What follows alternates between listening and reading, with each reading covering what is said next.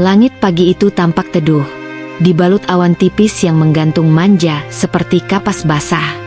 Udara di luar jendela memeluk perlahan kulit siapapun yang berdiri di balkon rumah 2 lantai bergaya semi klasik di sudut perumahan bunga asri.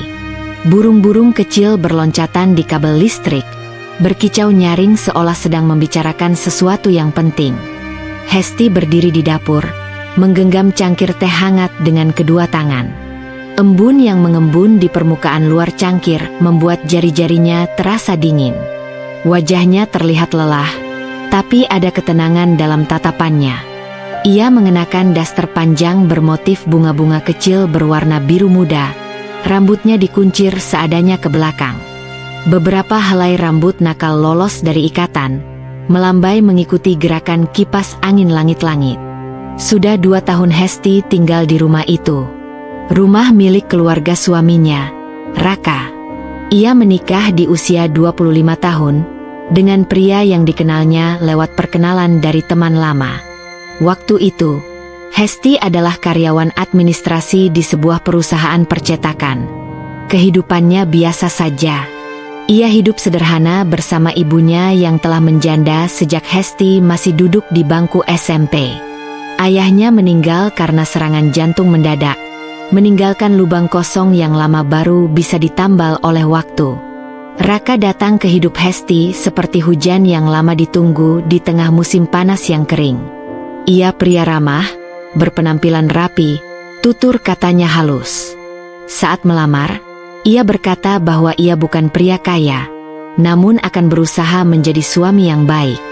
Kalimat sederhana itu cukup membuat hati Hesti mantap. Ia tak pernah menginginkan kemewahan, hanya kehangatan dan kejujuran. Mereka menikah sederhana. Resepsi kecil di aula kelurahan, hanya dihadiri keluarga dekat dan beberapa teman. Hesti ingat betul saat itu, ibunya menatapnya haru di pelaminan, menahan air mata sambil terus tersenyum. Sejak kecil, ibunya selalu mengajarkan bahwa perempuan boleh mandiri, tapi tak ada salahnya bersandar pada bahu seseorang jika memang itu membuat hidup lebih tenang. Setelah menikah, Hesti dibawa tinggal di rumah keluarga Raka, bersama ibu mertuanya, Bu Mirna. Rumah itu besar, lebih dari cukup untuk 3 orang dewasa. Taman kecil di halaman depan dipenuhi mawar dan bunga sepatu. Ada pohon mangga di belakang rumah, tinggi dan rimbun, yang setiap musim buahnya tak pernah gagal mengundang anak-anak tetangga untuk meminta buah jatuhnya. Awal pernikahan mereka berjalan tenang. Raka bekerja sebagai analis keuangan di sebuah perusahaan investasi, dan Hesti memilih berhenti dari pekerjaannya untuk fokus membangun rumah tangga. Bu Mirna, ibu Raka, tinggal di rumah itu sejak suaminya wafat beberapa tahun sebelumnya. Ia seorang perempuan dengan aura dominan, tipe yang suaranya bisa memenuhi satu ruangan, bahkan saat sedang bicara biasa. Meski begitu, Hesti berusaha menjadi menantu yang baik. Ia tak banyak menuntut. Setiap pagi ia bangun sebelum subuh, menyiapkan sarapan, merapikan rumah, dan memastikan segala sesuatu berjalan tertib.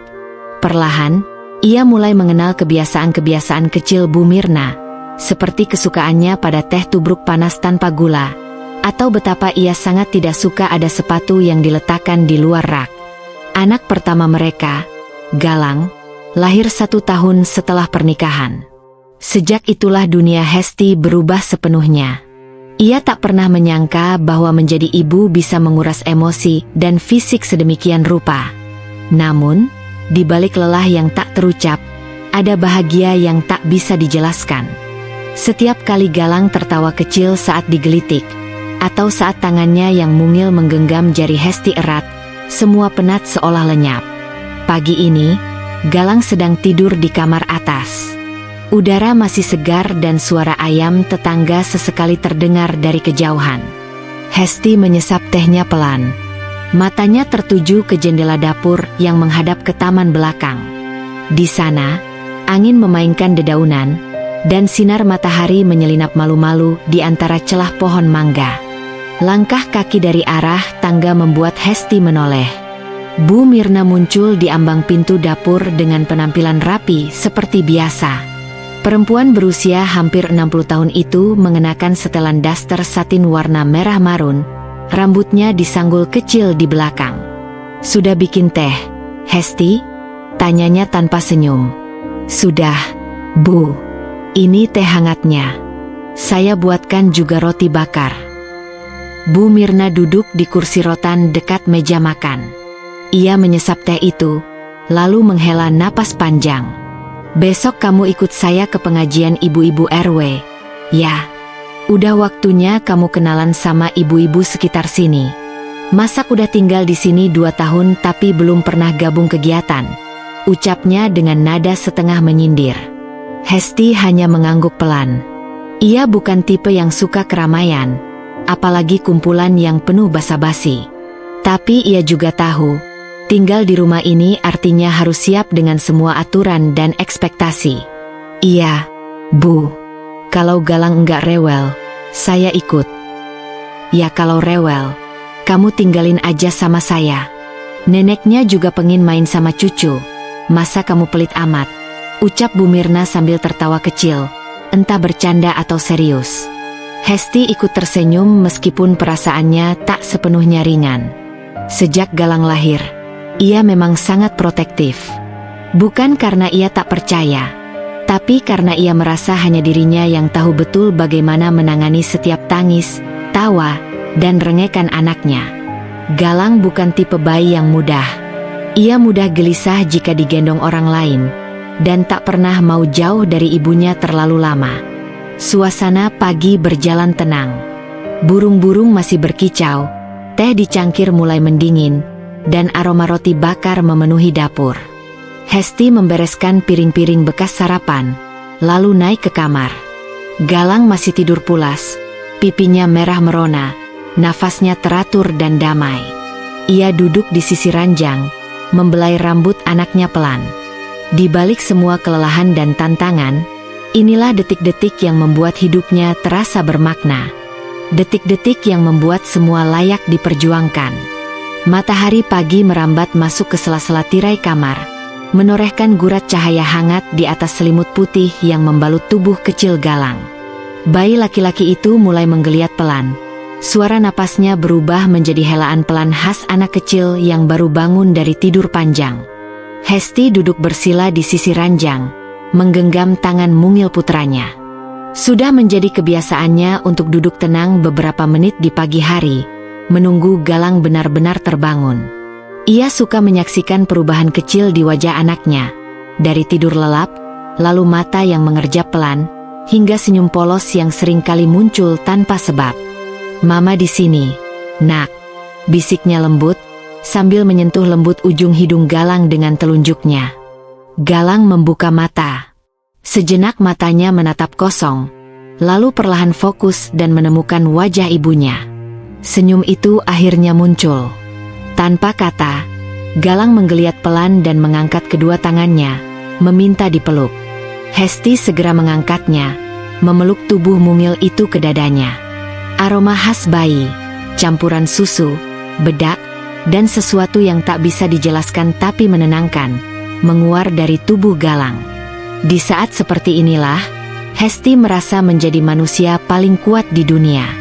Bahwa seluruh cinta yang ia simpan sejak lama telah tumpah ruah dalam pelukan itu. Turun ke bawah, rumah sudah sunyi. Bu Mirna entah kemana. Biasanya, jika tidak ke pengajian, beliau akan pergi ke warung langganannya di ujung jalan untuk membeli sayur. Sesekali, ia ikut kegiatan arisan atau sekadar duduk-duduk di rumah tetangga. Bu Mirna termasuk orang yang mudah bergaul, meski kadang tutur katanya terlalu tajam dan langsung. Hesti meletakkan Galang di kursi tinggi di ruang makan dan memberinya biskuit bayi.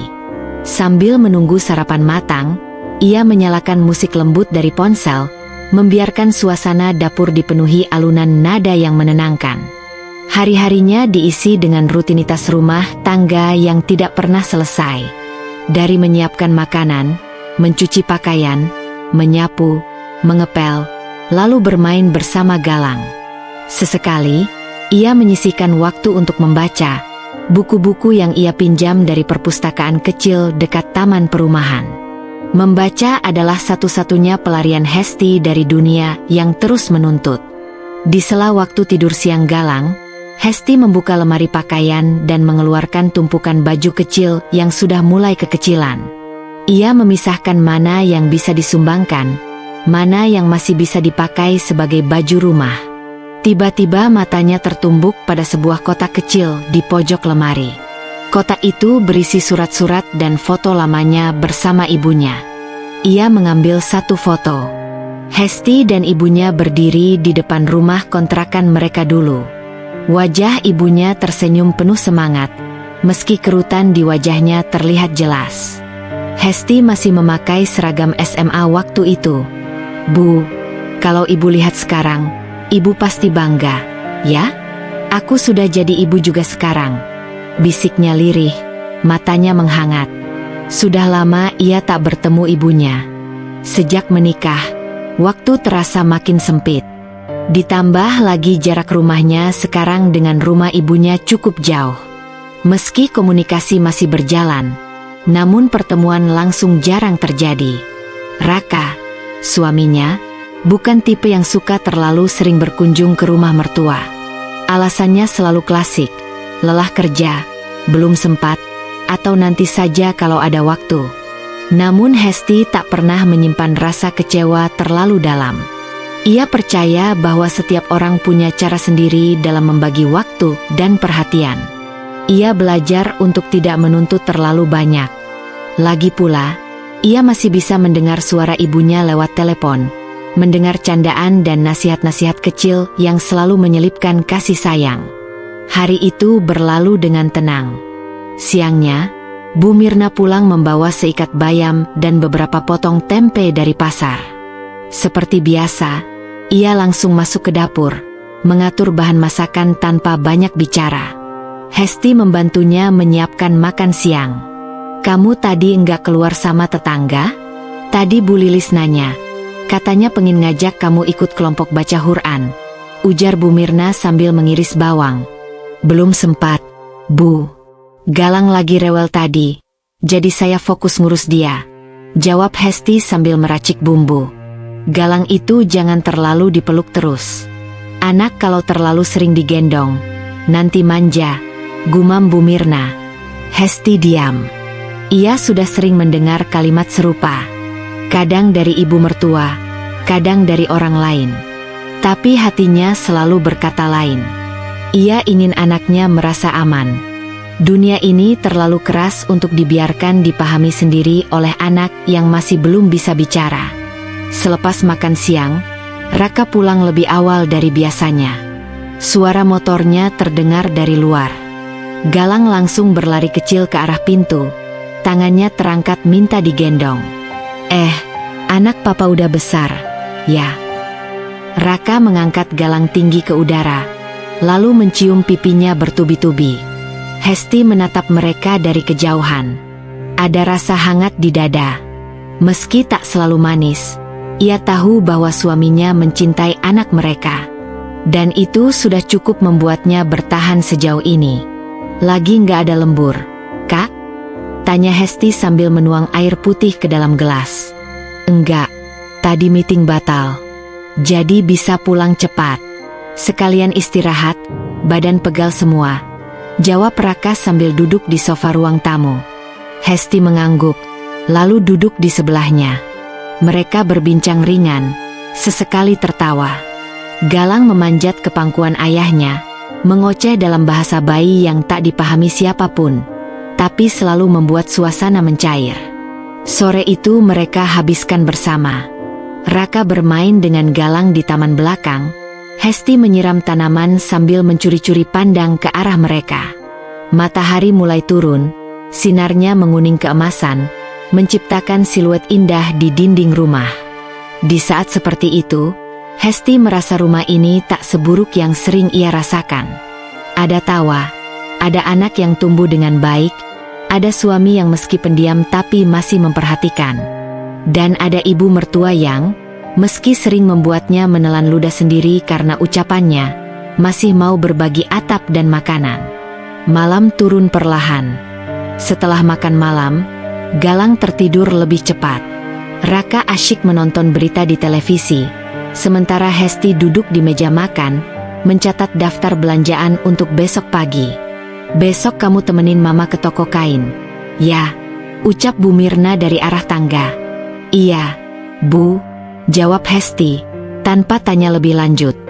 Ia tahu, menemani ibu mertua kadang berarti 1 jam mutar-mutar hanya untuk membeli 1 meter kain. Tapi ia juga tahu, kadang orang tua hanya butuh ditemani, butuh didengar, butuh merasa masih berarti.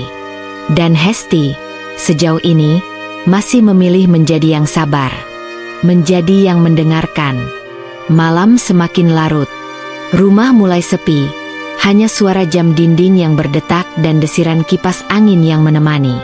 Hesti kembali ke kamar, menatap wajah Galang yang terlelap dalam pelukannya. "Aku bahagia, Nak. Walaupun belum sempurna, tapi bahagia itu masih aku genggam erat," bisiknya sebelum akhirnya memejamkan mata, membiarkan malam membawanya dalam mimpi yang sederhana. Pagi itu terasa berbeda. Bukan karena langit lebih mendung dari biasanya atau udara lebih dingin, tapi karena tatapan Galang yang tampak lain. Bukan takut, bukan juga marah, tapi kosong.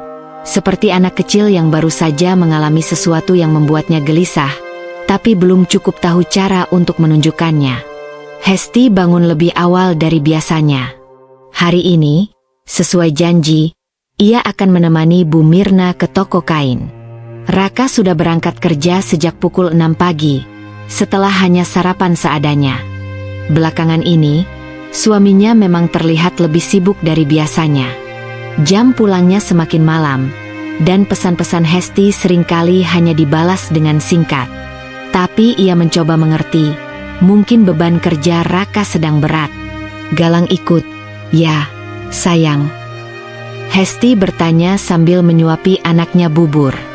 Galang tak menjawab, hanya mengangguk lemah sambil memeluk boneka kelinci kecil kesayangannya.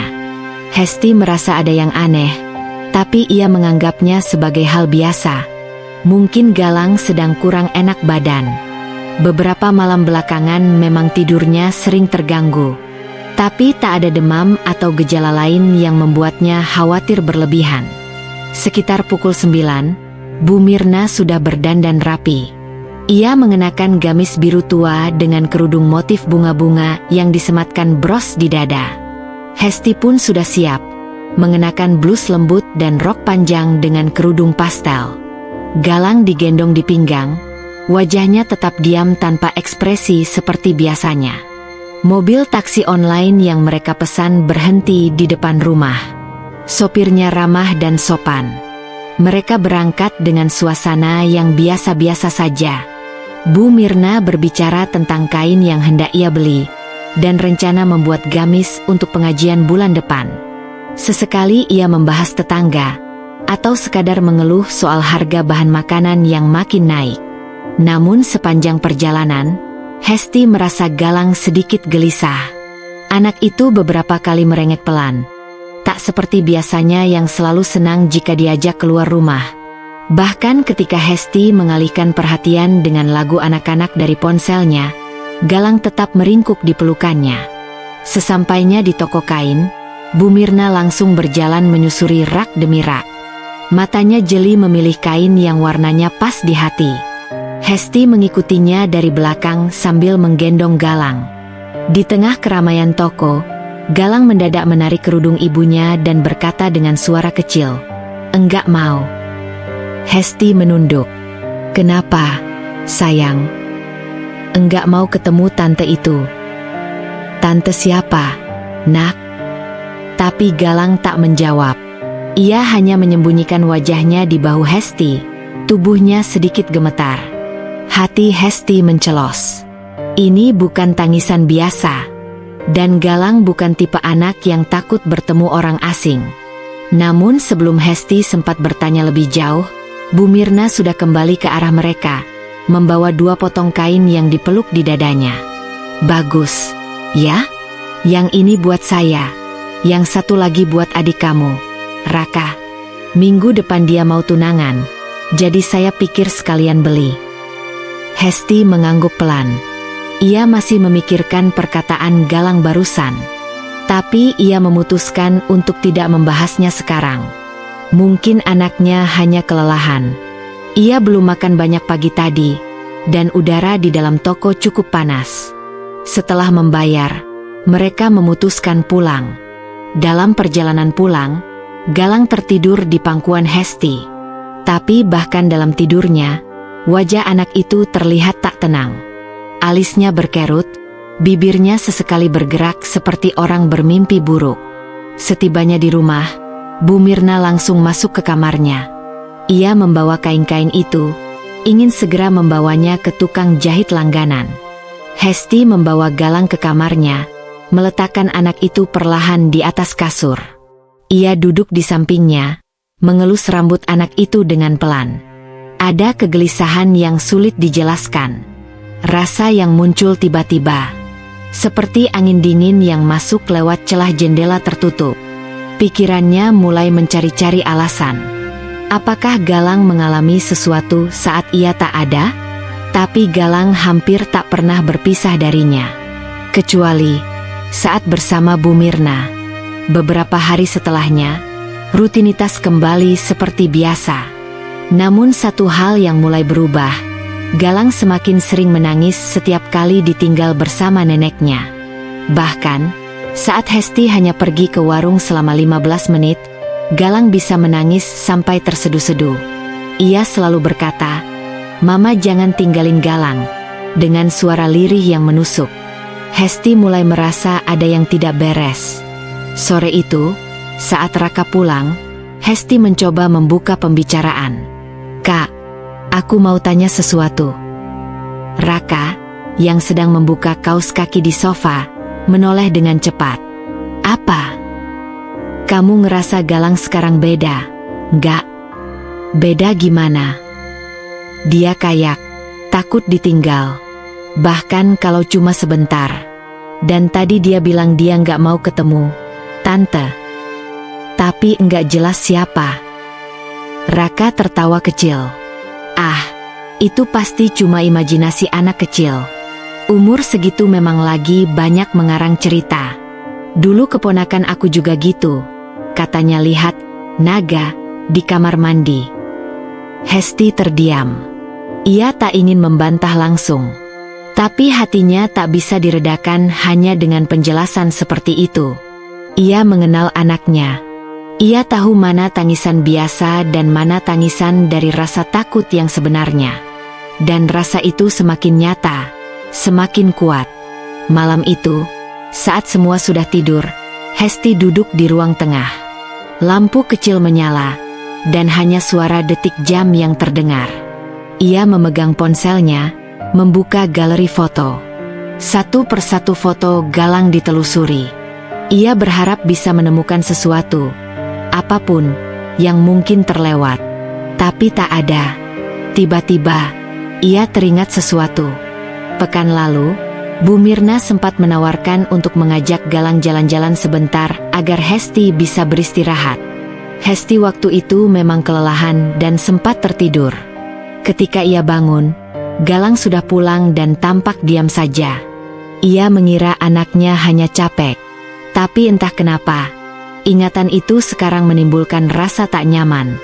Dan saat itulah, Hesti mulai sadar. Mungkin semua rasa ini bukan hanya firasat. Mungkin, memang ada sesuatu yang perlahan, diam-diam, sedang terjadi di sekelilingnya. Pagi itu, mentari menyelinap masuk melalui tirai kamar, membelai wajah Hesti yang tengah termenung di tepi ranjang. Matanya sembab karena tak banyak tidur semalam. Ia tak bisa berhenti memikirkan semua perubahan sikap Galang. Dan setiap ingatan kecil yang sebelumnya ia abaikan, kini terasa seperti potongan teka-teki yang saling melengkapi. Galang masih tidur, meringkuk dengan pelukan erat pada boneka kelinci kesayangannya. Nafasnya tenang, namun wajah kecil itu tetap tak sepenuhnya damai. Seolah bahkan dalam tidur pun ada yang membebani pikirannya. Hesti perlahan berdiri, berjalan ke dapur, dan mulai menyiapkan sarapan. Tapi pikirannya tak pernah benar-benar ada di sana. Tangannya bergerak otomatis. Namun hatinya masih dihuni rasa penasaran dan cemas. Hari itu, untuk pertama kalinya sejak menikah, Hesti memutuskan untuk mengikuti nalurinya. Saat Bu Mirna keluar dari kamarnya sekitar pukul 10 pagi, mengenakan baju lengan panjang berwarna krem dan membawa tas selempang kecil, Hesti sudah punya rencana. Kebetulan, Galang lagi tidur pulas. "Bu," ucap Hesti pura-pura santai, "Ibu mau keluar, ya?" "Ke pasar sebentar. Biasa, belanja sayur. Sekalian ke toko langganan, minggu depan pengajian," jawab Bu Mirna sambil tersenyum seperti biasa. "Oh ya, aku nitip, ya. Tapi kayaknya aku juga mau ke toko sebelah, nyari benang jahit yang kemarin habis. Aku nyusul naik ojek aja," kata Hesti, mengatur nada bicaranya agar terdengar serileks mungkin. "Oh, ya sudah, nanti kabarin aja kamu di mana," ujar Bu Mirna sambil keluar dari pagar rumah. Begitu Bu Mirna berjalan ke ujung jalan dan menunggu taksi online, Hesti cepat-cepat menuju kamarnya. Ia berganti baju seadanya, memasukkan dompet dan ponsel ke tas kecil, lalu kembali ke depan dan memantau gerak-gerik dari balik tirai jendela. Mobil itu menjemput Bu Mirna dan membawanya pergi. Dan Hesti, dengan degup jantung yang terasa sampai ke tenggorokan, menyusul dengan ojek online yang ia pesan dari aplikasi. Ia tak tahu pasti kemana tujuan ibunya. Tapi ia sudah hafal kebiasaan Bu Mirna. Biasanya, kalau bilang ke pasar pagi-pagi begini, ia pergi ke satu pusat belanja yang cukup besar di pinggiran kota, tempat segala kebutuhan rumah tangga bisa ditemukan. Dan benar saja, mobil itu berhenti di halaman sebuah ruko besar yang berdiri berdempetan. Tapi anehnya, Bu Mirna tidak langsung masuk ke toko sayur seperti biasa. Hesti menunggu di balik warung kecil seberang jalan, menahan napas, mencoba terlihat seperti pembeli biasa sambil memperhatikan dari kejauhan. Bu Mirna menelpon seseorang, lalu berdiri menunggu di depan ruko. Tak sampai 5 menit, sebuah mobil hitam datang dan berhenti tepat di depannya. Dari dalam, keluar seorang wanita muda, berpakaian rapi, wangi bahkan dari jarak beberapa meter, dan mengenakan sepatu hak tinggi yang tak cocok untuk ke pasar. Hati Hesti mencelos. Ia tidak mengenal wanita itu. Tapi ia juga tak butuh banyak tebakan untuk tahu, wanita ini bukan teman pengajian ibunya. Bukan pula kenalan tukang sayur. Lalu Bu Mirna menyambut wanita itu dengan senyum yang terlalu hangat, pelukan singkat, obrolan ringan sambil tertawa kecil. Dan kemudian, yang membuat dada Hesti makin sesak, mereka masuk ke mobil bersama. Tak lagi menuju pasar. Hesti terpaku. Tangannya gemetar. Tapi ia cepat-cepat menyalakan aplikasi ojeknya lagi. Ia tak peduli berapa biaya yang harus dikeluarkan. Ia harus tahu kemana mereka pergi. Perjalanan mobil itu cukup jauh. Sekitar 20 menit, sebelum akhirnya berhenti di sebuah perumahan elit yang asing bagi Hesti. Mobil itu masuk ke dalam gerbang keamanan setelah menyerahkan kartu tamu, dan Hesti tak bisa mengikutinya lebih dalam. Ojek yang ia tumpangi hanya berhenti di luar. Dari balik helm, Hesti menyaksikan mobil itu perlahan menghilang di belokan. "Aduh, Mbak, saya gak bisa masuk ke sana. Satpamnya galak," kata si driver. "Gak apa-apa, Mas. Saya tunggu sini aja," ujar Hesti sambil turun dan membayar ongkos. Ia berdiri di balik pos jaga kosong di luar pagar. Mengambil ponsel, memotret nomor plat mobil hitam tadi. Lalu duduk di bangku trotoar. Dadanya berdebar. Pikirannya dipenuhi pertanyaan yang belum berani dijawab. Siapa wanita itu? Kenapa Bu Mirna menemuinya diam-diam? Dan lebih dari itu, kenapa Hesti merasa begitu takut menemukan jawaban yang sebenarnya? Setelah hampir 1 jam menunggu, mobil itu akhirnya keluar dari perumahan. Kali ini hanya sang wanita yang ada di dalam, dan mobil itu meluncur cepat melewati Hesti. Tak lama setelahnya, Bu Mirna muncul dari arah yang berlawanan. Ia berjalan kaki, menyusuri jalan kecil, dan memanggil taksi online lain dari ujung jalan. Hesti segera menelpon ojek lain dan menyusul dari belakang. Tak ingin ibunya tahu ia menguntit sejak pagi. Detak jantungnya seakan ikut berlari. Semakin cepat tiap kali ia memikirkan kemungkinan bahwa ada sesuatu yang selama ini ditutupi darinya. Sampai rumah, Bu Mirna bersikap seperti biasa. Ia masuk sambil membawa 2 kantong plastik, yang isinya hanyalah 2 ikat kangkung dan sekantong kerupuk. "Kamu dari toko benang, Hest?" tanya Bu Mirna ketika mereka berpapasan di dapur. "Iya, Bu," jawab Hesti pendek, pura-pura tak terjadi apa-apa. Ia mencoba tersenyum, meski wajahnya pucat dan hatinya kacau. Hari itu Hesti tak banyak bicara. Ia hanya menatap Galang yang tengah bermain dengan mainannya. Anak itu sesekali menoleh ke arah neneknya dengan raut cemas.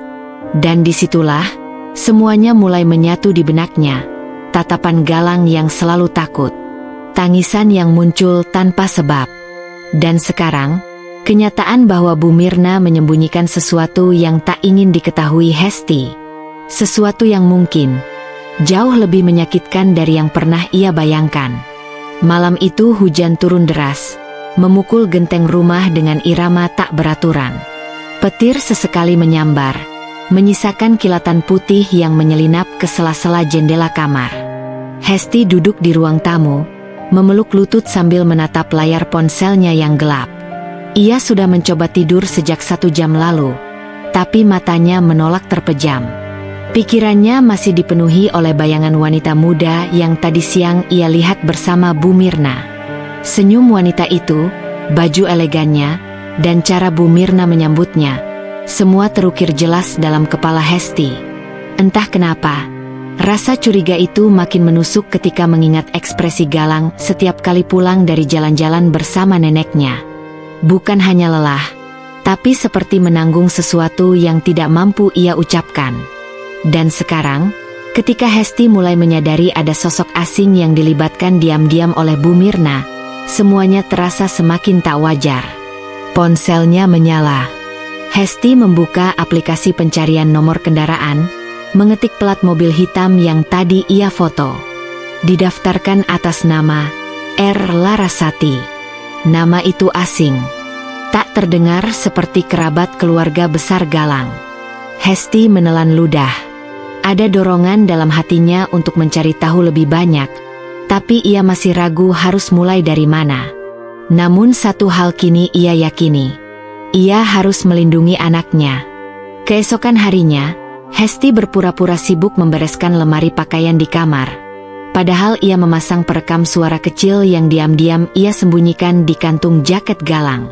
"Kalau kamu jalan lagi sama nenek, ini disimpan di jaket kamu, ya? Jangan dikasih ke siapa-siapa. Nanti mama ambil lagi," bisik Hesti lembut sambil mencium kening putranya. Galang hanya mengangguk pelan. Tak banyak kata keluar dari mulut mungil itu. Tapi Hesti tahu, Galang merasakan ada yang tak biasa. Siang harinya, seperti biasa, Bu Mirna mengajak Galang pergi. Biar gak bosan di rumah terus. Anak-anak itu butuh jalan-jalan. "Hest, kasihan," ucap Bu Mirna sambil menggandeng Galang. Hesti tersenyum lemah. "Hati-hati, ya, Bu. Jangan pulang terlalu sore." Iya, sahut Bu Mirna cepat, lalu keluar dari rumah. Hesti menunggu, menahan napas, melihat jam berputar lambat. Lalu ketika waktu menunjukkan pukul 4 sore, suara deru mobil terdengar masuk ke halaman. Bu Mirna pulang bersama Galang. Anak itu tampak lelah, matanya sembab, namun tak menangis kali ini. Hanya diam, seperti menyimpan sesuatu. Malamnya, setelah Galang tertidur di pelukannya, Hesti mengambil jaket kecil itu dan mengambil alat perekam yang tadi ia sembunyikan. Dengan jari gemetar, ia colokkan ke laptop, membuka file rekaman. Suara-suara pelan terdengar. Gemuruh jalanan, suara pintu mobil dibuka dan ditutup. Lalu suara Bu Mirna. "Nak, jangan bilang ke mama, ya. Ini rahasia kita aja. Hesti membeku. Nanti ada tante cantik ketemu kita. Tantenya baik, suka kasih permen, kan? Kamu jangan nangis, nanti tantenya sedih. Lalu suara tangisan kecil Galang. Hati Hesti serasa ditarik-tarik. Napasnya memburu, matanya panas. Suara wanita lain terdengar samar, entah apa yang ia katakan, tapi Hesti bisa mengenali gelaknya. Gelak yang sama dari wanita yang keluar dari mobil hitam kemarin. Ada percakapan yang tak jelas, suara musik dari dalam ruangan, dan kemudian suara Bu Mirna lagi. Kamu gak usah ngomong apa-apa ke mama. Kalau kamu ngomong, nanti nenek marah. Kamu gak mau nenek marah, kan? Klik. Suara berhenti. Tangan Hesti menggenggam ujung bantal di pangkuannya dengan erat. Jantungnya berdetak sangat keras hingga terasa di telinganya sendiri. Perasaan bersalah, marah, takut, dan kecewa bercampur jadi satu. Apa yang sebenarnya dilakukan Bu Mirna? Siapa wanita itu? Kenapa Galang dibawa menemui seseorang yang bahkan tak dikenal Hesti? Ia merasa seperti orang asing di rumahnya sendiri. Semua terasa asing. Bahkan ibunya, ibu dari pria yang ia cintai dan nikahi bertahun-tahun lalu, ternyata memiliki sisi yang tak pernah ia bayangkan sebelumnya. Esok paginya, Hesti bangun lebih pagi. Ia menyiapkan sarapan seperti biasa, namun kali ini dengan perasaan kaku. Ia menatap Galang yang duduk diam sambil memainkan serealnya. Anak itu seperti memendam luka dalam yang belum bisa ia pahami. Ketika Bu Mirna keluar dari kamar dan duduk di meja makan, Hesti menatapnya lama. Ia berusaha menahan getaran di dadanya. Tapi sulit. Bu, kemarin kemana aja sama Galang? Tanyanya pelan, seolah bertanya biasa. Bu Mirna terkesiap sepersekian detik, lalu menjawab, main aja. Ke taman, terus beli jajanan. Memangnya kenapa? Galang kelihatannya lelah. Matanya merah. Ujar Hesti, masih mencoba terdengar netral. Namanya juga anak kecil. Lari-lari sebentar aja sudah capek. Jawab Bu Mirna cepat. Hesti diam. Ia tidak ingin langsung mengkonfrontasi. Ia butuh bukti lebih kuat. Tapi dari caranya Bu Mirna menjawab, ada tanda-tanda ketegangan yang jelas terasa. Satu hal yang Hesti tahu pasti, ia tak bisa lagi membiarkan Galang dibawa pergi begitu saja. Hari-hari berikutnya, Hesti mulai mengumpulkan serpihan-serpihan informasi.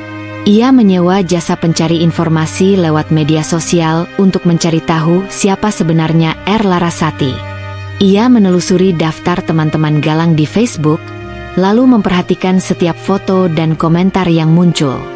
Dan akhirnya, setelah seminggu mencari, ia menemukan satu foto di akun Facebook sepupu jauh Galang. Dalam sebuah acara ulang tahun kecil, tampak seseorang di pojok foto, wanita dengan baju putih dan senyum familiar. Namanya ditandai, Larasati Ramadhani. Klik. Profil itu terbuka. Hesti menggulir perlahan, menahan napas saat membaca deskripsi singkat di bawah foto profil. Public Relations, PT. Duta Prima Karya. Domisili, Pondok Indah, Jakarta Selatan. Dan yang membuat lutut Hesti terasa lemas adalah salah satu unggahan Larasati 2 minggu lalu. Foto ruangan kafe cozy. Di meja kafe itu, 2 cangkir kopi, dan tangan seorang pria dengan jam tangan yang sangat dikenalnya. Jam tangan itu, ia yang membelikannya untuk ulang tahun pernikahan mereka tahun lalu. Dan hanya satu orang yang memilikinya. Pria itu adalah suaminya. Hesti menatap layar ponselnya berulang kali.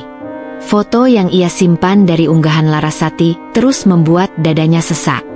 Ia memperbesar gambar itu, menyorot detail jam tangan di pergelangan pria yang hanya tampak separuh. Itu bukan jam tangan biasa. Hesti hafal benar bentuknya. Ia memilih sendiri modelnya dari katalog butik mahal di mall. Warna perak dengan sentuhan navy di jarum jam dan angka Romawi di dalamnya. Raka sangat menyukai jam itu. Bahkan di hari ulang tahunnya, Raka sempat memeluk Hesti sambil berkata, "Jam ini akan aku pakai terus. Ingatkan aku, setiap kali melihat jam ini, aku ingat waktu-waktu indah sama kamu dan Galang." Sekarang, waktu indah itu terasa seperti ilusi. Kenapa Raka bisa ada di sana? Kenapa jam itu ada di foto wanita itu? Batin Hesti bergemuruh. Namun ia belum berani menyimpulkan. Hanya berdasarkan satu foto, ia tak ingin membabi buta. Hatinya berteriak ingin mengkonfrontasi, tapi akalnya masih ingin bertindak tenang. Malam itu, saat Raka pulang kerja, Hesti mencoba bersikap seperti biasa. Menyambut dengan senyum tipis, menyiapkan teh hangat di meja, dan menanyakan kabar dengan nada datar. "Capek, Kak?" tanyanya pelan. Raka mengangguk sambil membuka kancing kemeja. "Lumayan. Hari ini ada rapat dadakan. Terus langsung ke proyek di Depok. Macet banget." Hesti hanya mengangguk. Ia menatap mata Raka dalam-dalam, mencoba mencari jejak kebohongan di sana. Tapi Raka begitu tenang, begitu meyakinkan. Bahkan saat ia tersenyum sambil mengelus rambut Galang, wajahnya seperti tak menyimpan rahasia apapun. "Papa kangen kamu hari ini," bisik Raka pada Galang, lalu mencium pipinya. Namun Galang hanya menatapnya sekilas, lalu memeluk Hesti erat. Raka mengangkat alis. "Kenapa, Nak? Papa baru pulang, masa langsung peluk Mama aja?" Galang tak menjawab. Ia hanya menunduk, lalu bersembunyi di balik tubuh ibunya. Raka tertawa kecil, menganggapnya hal biasa. Tapi bagi Hesti, itu bukan hal biasa. Ia mulai melihat pola. Setiap kali Galang bertemu wanita itu bersama Bu Mirna, pulangnya ia seperti menutup diri dari Raka. Apa hubungan mereka bertiga? Hesti mulai menyusun strategi. Ia menyiapkan kamera kecil yang bisa ia letakkan di tas Galang, lengkap dengan koneksi langsung ke ponselnya. Ia juga menyimpan alat pelacak kecil di sepatu Galang. Hari Jumat, Bu Mirna kembali menawarkan diri mengajak Galang keluar. Kebetulan hari ini ada acara kecil di rumah teman nenek. Galang kan pasti bosan di rumah terus. "Acara?" Hesti menahan nada suaranya agar tak terdengar curiga. "Boleh tahu di mana, Bu?" "Di Kemang. Cuma acara kumpul ibu-ibu. Gak penting sih, tapi ada tempat main anak juga. Gak usah khawatir." Hesti tersenyum kecil. "Iya, Bu. Hati-hati ya." Setelah mereka pergi, Hesti langsung membuka aplikasi di ponselnya. Titik lokasi bergerak pelan, keluar dari kompleks, lalu masuk tol. Ia melihat rute itu dengan jantung berdebar, menuju arah yang sama seperti minggu lalu. Kemang. Beberapa menit kemudian, sinyal video masuk. Kamera dalam tas Galang menyala, memperlihatkan gambar bergerak, meskipun tidak stabil, cukup jelas. Ada suara Bu Mirna, lalu suara perempuan lain. "Oh, ini si kecil yang selalu kamu ceritakan? Mirip banget sama papanya ya." Hati Hesti mencelos. Suara itu, suara lembut tapi tajam. Suara Larasati. Kemudian terdengar suara lain, samar, namun familiar. Suara tawa pelan pria, dan ucapan pelan, "Jangan terlalu keras, nanti ada yang dengar." Detik itu juga, Hesti merasa dunia runtuh di sekelilingnya. Itu suara Raka. Pria yang selama ini ia percaya bekerja lembur. Pria yang katanya terjebak rapat dan proyek. Pria yang setiap malam tidur di sampingnya, memeluk mereka seperti keluarga sempurna. Ternyata bukan hanya mengkhianatinya, tapi melibatkan anak mereka juga dalam kebohongan ini. Membiarkan Bu Mirna membawa Galang ke tempat di mana wanita lain bisa menyentuh dan menyapanya seolah keluarganya sendiri. Air mata Hesti mengalir tanpa suara.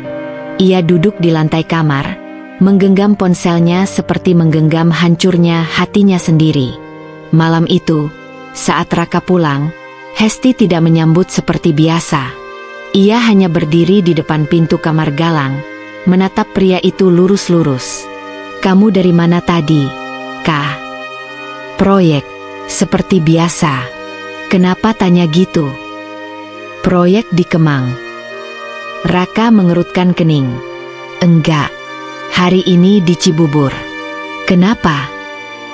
Hesti mendekat perlahan. Ia mengeluarkan ponselnya dan memperlihatkan cuplikan video dari kamera Galang. Terdengar suara wanita menyebut nama Galang, lalu suara Raka tertawa. Wajah Raka seketika pucat. Ia terdiam, mata membelalak melihat layar ponsel itu. "Jadi," bisik Hesti, "mau kamu jelaskan sekarang? Atau aku yang bawa semua ini ke orang tuamu?" Raka masih membisu. Seluruh tubuhnya kaku. Dan malam itu, untuk pertama kalinya sejak menikah, Hesti melihat suaminya ketakutan. Raka duduk di tepi ranjang dengan wajah tertunduk. Jemarinya saling mengait di pangkuan, dan keringat membasahi pelipisnya, meski kipas angin di kamar itu berputar pelan. Tak ada yang ia ucapkan selama 5 menit terakhir. Sejak Hesti menunjukkan video itu, dunia seolah berhenti bergerak di antara mereka. Hesti berdiri beberapa langkah dari suaminya. Matanya merah, tapi nadanya tetap tenang. Tenang yang menusuk. "Aku cuma mau dengar kejujuran, Kak. Jangan tambah sakit dengan kebohongan lain." Raka menelan ludah. Ia mengangkat wajahnya perlahan. Tatapannya tak sanggup menatap Hesti langsung. Aku gak pernah niat bawa Galang ke sana.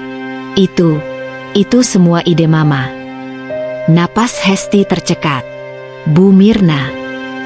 Raka mengangguk pelan, seperti anak kecil yang tertangkap basah melakukan kesalahan. "Iya, Mama yang pertama kali bawa Galang ke tempat Larasati. Awalnya aku gak tahu, sampai Larasati kirim foto ke aku. Dia bilang Galang mirip aku. Dia suka sama Galang. Dan kamu bukannya melarang, malah menyambut." Suara Hesti mulai bergetar. Raka mengusap wajahnya kasar. "Aku lemah, Hesti. Aku gak kuat kalau Larasati terus nyeret-nyeret Galang dalam hubungan ini. Mama juga bilang, dia kasihan sama Larasati. Katanya Larasati perempuan baik, gak pantas disakiti. Aku terlalu pengecut buat bilang tidak ke Mama dan ke Larasati." "Perempuan baik." Hesti mengulang kata-kata itu dengan getir. "Kamu punya istri, anak, dan kamu bilang wanita lain itu perempuan baik."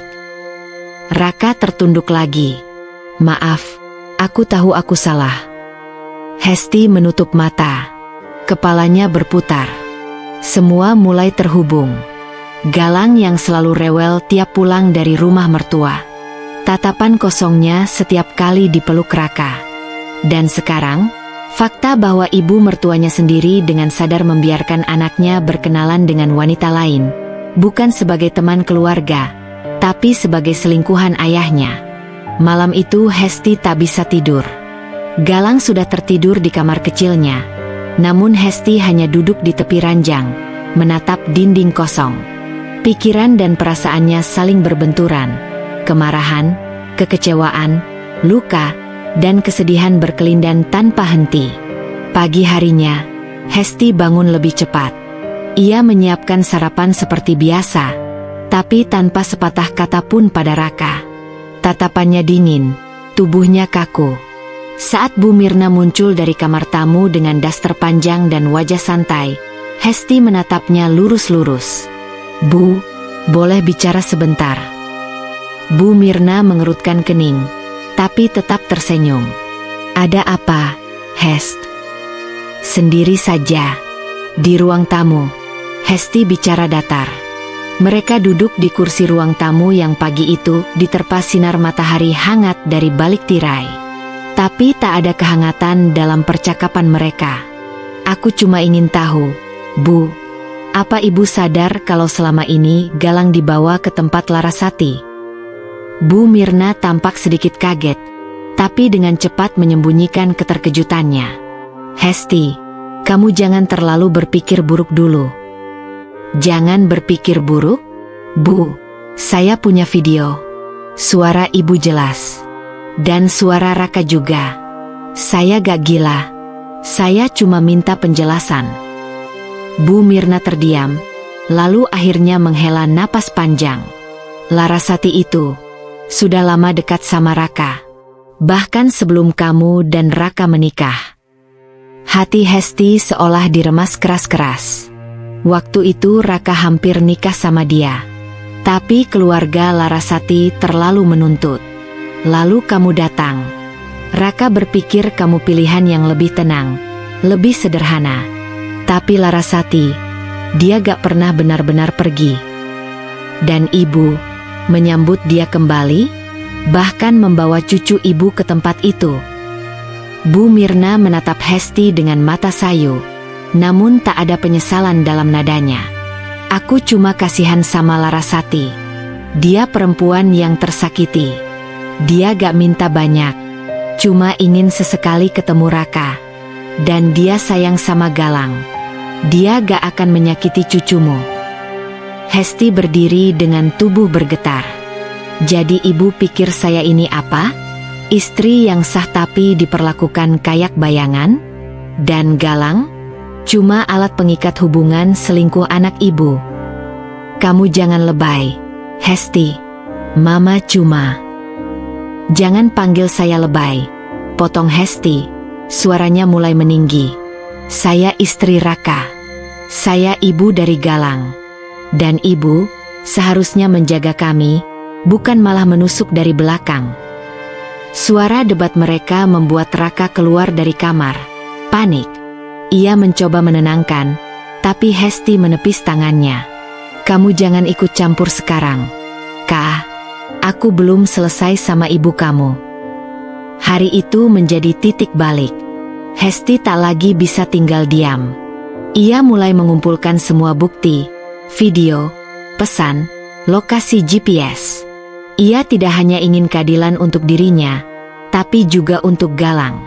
Ia tak ingin anaknya tumbuh dalam kebohongan.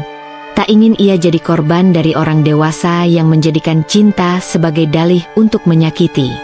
Ia tahu, luka ini tidak bisa sembuh dalam semalam.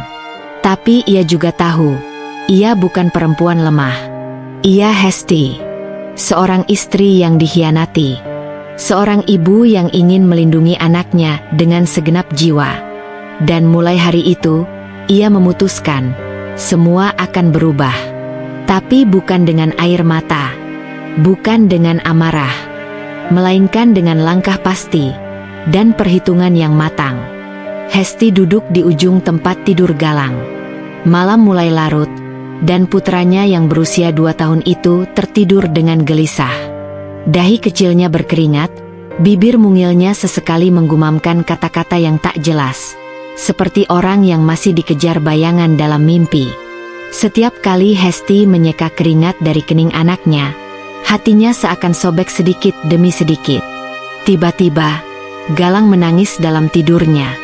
Ma, jangan tinggalin Galang. Hesti membeku. Itu bukan mimpi biasa. Itu bukan rengekan anak kecil yang ingin digendong. Itu ketakutan. Kecemasan yang belum bisa ia ucapkan dengan kata, tapi jelas terasa dalam isak tangisnya. Hesti memeluk Galang erat-erat. Air matanya jatuh tak terbendung. Maafkan Mama, Nak. Maaf Mama baru ngerti sekarang kenapa kamu selalu menangis sepulang dari rumah nenek. Kenangan-kenangan tentang Galang yang selalu pulang dalam kondisi murung, bahkan pernah muntah di dalam mobil saat dijemput dari rumah Bu Mirna, kini menyerbu masuk seperti gelombang besar yang menghantam dinding yang rapuh. Galang bukan sekadar lelah. Dia takut. Dan Hesti, selama ini, menenangkan dengan cerita, padahal yang dibutuhkan anak itu hanyalah perlindungan dari tempat yang salah. Pagi harinya, Hesti sudah duduk di meja makan dengan tampilan yang berbeda. Rambutnya disanggul rapi, wajahnya tak bersolek berlebihan, tapi sorot matanya tajam. Tidak ada keramaian di rumah pagi itu, hanya suara sendok yang sesekali beradu dengan piring. Raka duduk di seberangnya, tampak ragu membuka pembicaraan. "Kamu nggak tidur semalaman, ya?" Hesti tidak menjawab. Ia hanya memandangi suaminya dengan pandangan yang tak bisa ditebak. Setelah meneguk teh hangat yang nyaris tak tersentuh, Hesti meletakkan cangkir dengan pelan, lalu berkata, "Aku mau bicara, Ka." Raka langsung menegakkan tubuh. "Iya, apa?" Hesti menatapnya dalam. "Aku mau cerai."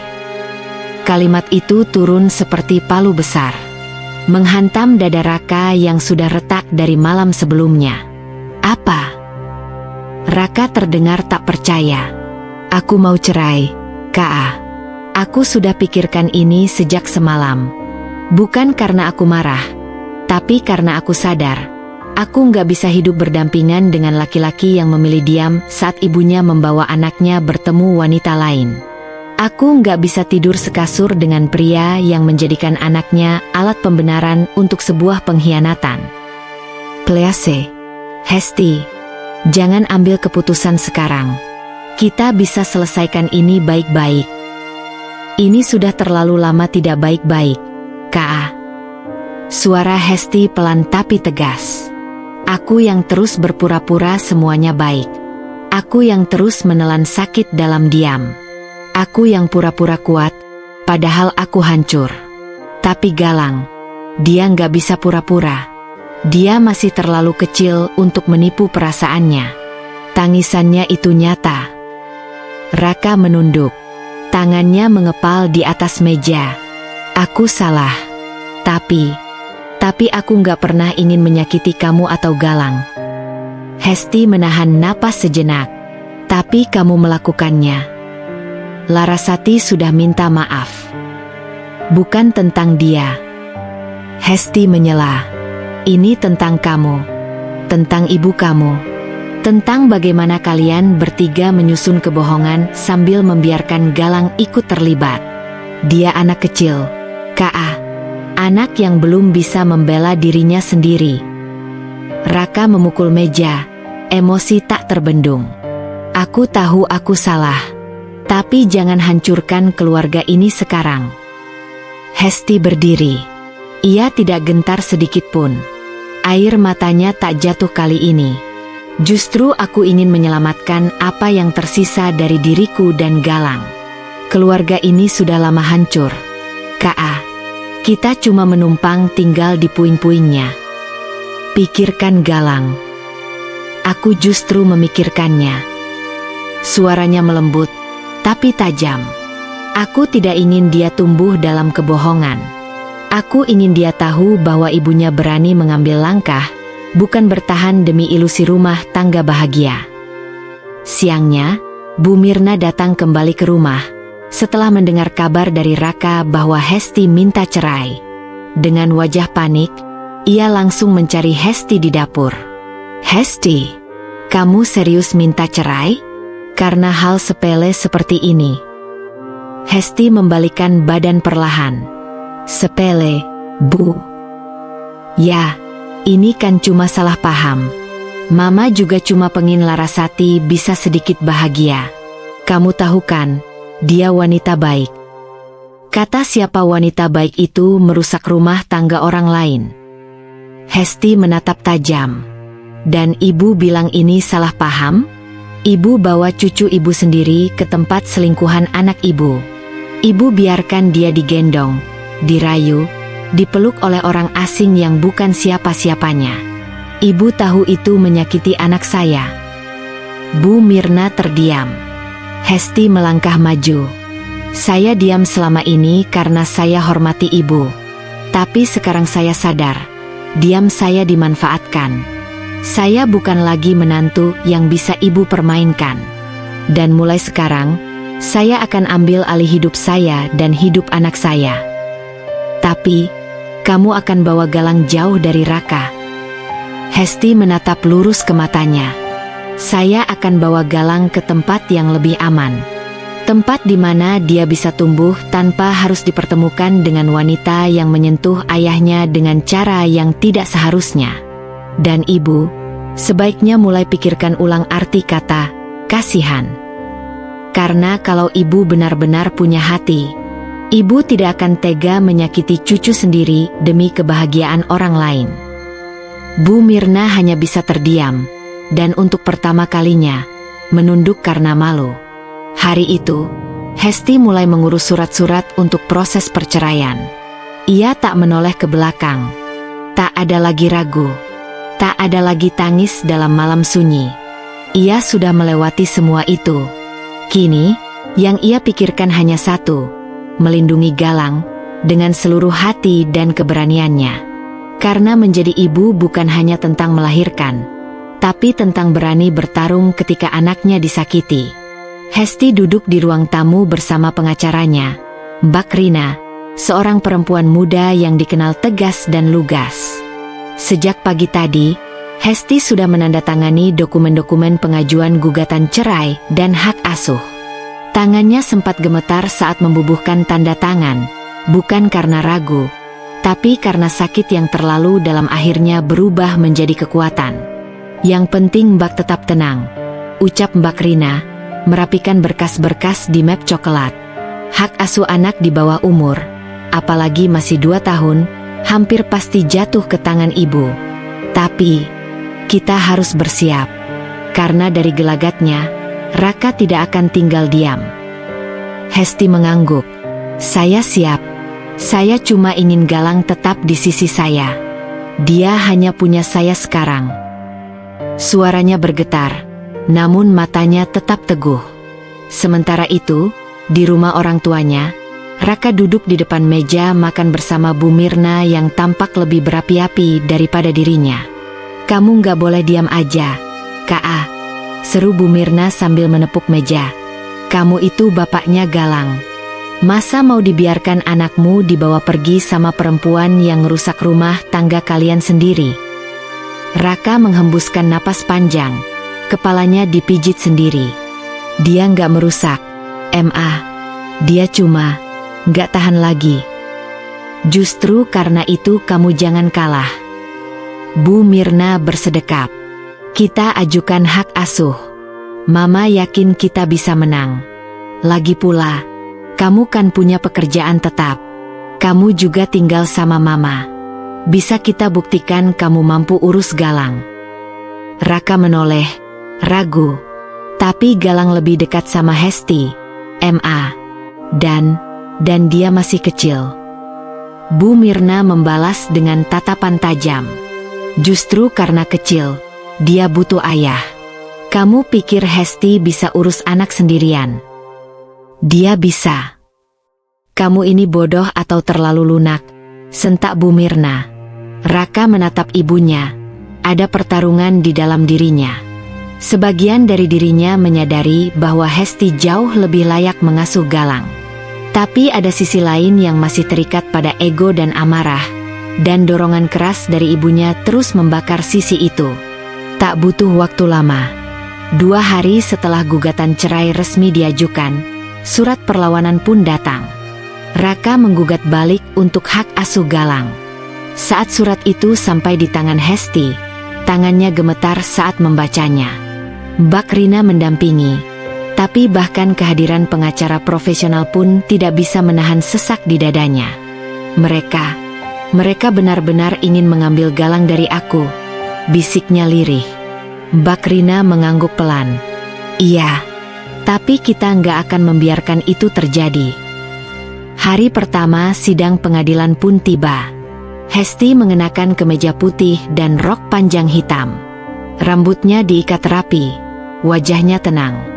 Tapi di balik ketenangan itu, hatinya menjerit. Sidang berjalan alot.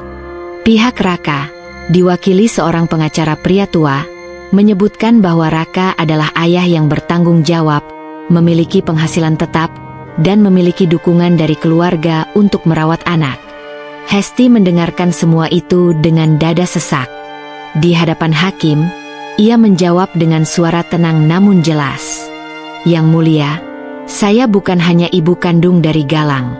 Saya adalah satu-satunya orang yang sejak anak itu lahir, tidak pernah sekalipun meninggalkannya. Saya mengenal tangisnya, tawa kecilnya, bahkan caranya bicara dalam tidur. Galang selalu bersama saya, dan saya tahu dia tidak akan tenang jika tidak bersama saya. Hakim mengangguk, mencatat, namun belum memberikan keputusan. Bu Mirna yang hadir sebagai saksi tampak tidak tahan. Ia berdiri dan berseru saat keluar dari ruang sidang. Kita akan lihat siapa yang menang di sini. Kamu pikir kamu kuat, Hesti? Kamu cuma wanita biasa yang gak punya siapa-siapa. Hesti menoleh padanya.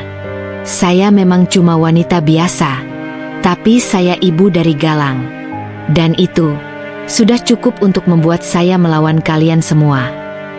Hari-hari berikutnya, Hesti menjalani hidup di antara surat panggilan pengadilan dan jadwal psikologis untuk evaluasi hak asuh.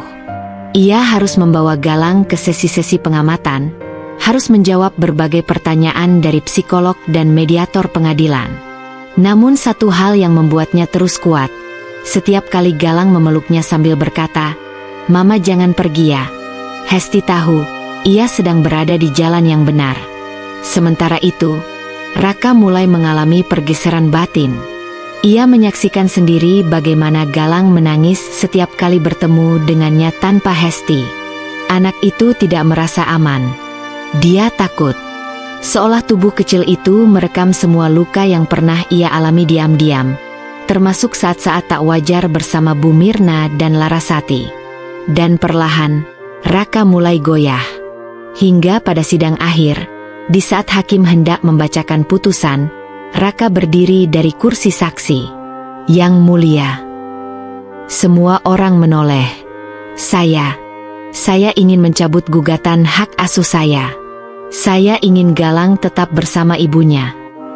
Hesti menatap Raka, terkejut. Matanya membesar. Bahkan Mbak Rina sempat menoleh padanya memastikan apa yang ia dengar benar. "Saya mengakui, saya tidak sebaik Hesti dalam merawat Galang. Saya tidak sedekat itu dengannya. Dan saya ingin bertanggung jawab, tapi bukan dengan merebutnya dari satu-satunya tempat di mana dia merasa aman." Hakim diam sejenak, lalu mengangguk dan menyimpulkan, "Baik, dengan pencabutan tuntutan dari pihak tergugat, maka hak asuh anak sepenuhnya jatuh ke tangan penggugat." Sidang selesai. Tangis Hesti pecah. Bukan tangis sedih, tapi tangis kelegaan. Ia tahu perjuangannya belum selesai, tapi setidaknya, untuk hari ini, ia menang. Ia mempertahankan Galang. Ia menyelamatkan anaknya dari dunia kebohongan yang hampir menjadikannya korban. Dan itu adalah awal dari babak baru yang lebih besar lagi. Hesti duduk di balkon kecil rumah kontrakan barunya, memandangi langit senja yang mulai memudar.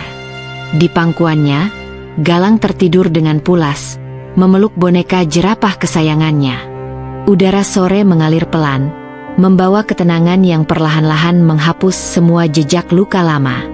Sudah 3 bulan berlalu sejak putusan pengadilan. Hidup mereka tidak langsung menjadi sempurna, tapi jauh dari kata sengsara. Hesti kini bekerja dari rumah, menjadi penulis konten lepas. Ia tidak hidup mewah, tapi setiap hari selalu ada senyum tulus dan pelukan hangat dari Galang. Dan itu jauh lebih berarti daripada apapun. Satu-satunya yang kuinginkan hanya damai. "Galang," bisiknya sambil membelai rambut anaknya. "Dan sekarang kita sudah sampai." Di sisi lain kota, Raka menatap ruang tamu rumah barunya dengan wajah kosong. Rumah itu milik Larasati, yang kini resmi menjadi istrinya. Pernikahan mereka berlangsung sederhana, tidak ada senyum bahagia dari Raka, dan nyaris tidak ada tamu yang datang selain kerabat dari pihak Larasati. Semuanya terjadi karena dorongan Bu Mirna. "Kalian sudah terlanjur menjalin hubungan, jadi sahkan saja," begitu katanya. Raka lelah membantah, lelah menjadi boneka yang selalu diatur. Akhirnya ia menyerah. Tapi ternyata, kehidupan bersama Larasati tidak seperti yang ibunya bayangkan. Larasati bukan tipe istri yang sabar atau sederhana. Ia menuntut lebih dari yang bisa diberikan Raka. Setiap pagi, Raka dimaki karena telat memberi uang belanja. Setiap malam, Larasati mengeluh tentang rumah yang sempit, hidup yang serba kekurangan, dan kesalahan demi kesalahan kecil yang terus dibesar-besarkan. Dan Bu Mirna kini sudah tidak ikut campur. Setelah memaksakan pernikahan itu, ia memilih kembali tinggal di rumahnya sendiri, seolah lepas tangan atas semua konsekuensi. Suatu hari, Raka duduk di teras, memandangi sepatu-sepatunya yang mulai usang. Ia baru saja pulang kerja, bajunya basah karena hujan dan peluh. Larasati belum pulang dari salon, meninggalkan tumpukan cucian dan piring kotor di dapur. Hatinya mengembara kepada anak yang pernah memanggilnya ayah sambil tertawa riang, dan kepada perempuan yang dulu menemaninya dari nol, Hesti. Ia tidak tahu kabar mereka secara langsung, tapi sesekali Bu Mirna membisikkan berita yang ia dapat dari tetangga. Katanya Hesti sekarang punya usaha kecil-kecilan, jualan kue online. Dan Galang pinter banget, juara lomba mewarnai, ujar Bu Mirna waktu itu, setengah menyindir. Raka hanya diam, tidak ingin tahu lebih dalam, karena setiap kali mendengar nama mereka, hatinya terasa seperti disayat. Ia tahu, seharusnya ia ada di sana, menyaksikan Galang tumbuh. Tapi ia sudah melepaskan kesempatan itu sendiri. Di lain sisi, Hesti duduk bersama Galang di atas karpet ruang tengah mereka, memandangi album foto yang baru dicetak. "Ini waktu kamu ulang tahun kemarin," kata Hesti sambil menunjuk satu foto di mana Galang tertawa lebar, wajahnya penuh krim kue ulang tahun. Galang tertawa kecil. "Mama lucu banget waktu nyanyi lagu ulang tahun. Fals banget." Hesti terkekeh. "Iya ya, besok-besok Mama les nyanyi deh." Mereka tertawa bersama, dan sesaat ruangan itu terasa hangat oleh cinta yang tidak tergantikan. Hesti menatap anaknya. Di wajah kecil itu, ia melihat semua perjuangan yang telah ia lewati. Ia tidak menyesal.